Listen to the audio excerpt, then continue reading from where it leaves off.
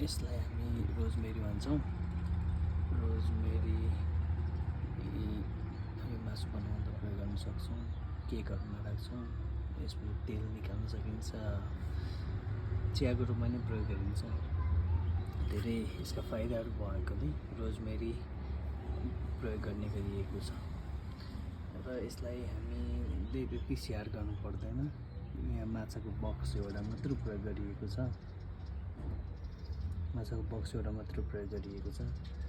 तर पनि निकै राम्रोसँग फस्दा आएको छ। प्रत्येक घरमा एउटा रोजमेरीको बिरुवा हुनुपर्छ। यसले एउटा राम्रो सुगन्ध पनि फैलाउँछ, चियाको रूपमा पनि प्रयोग गर्न सक्नुहुन्छ। साथै यो मासुहरूमा टपिङको रूपमा हामी राख्न सक्छौँ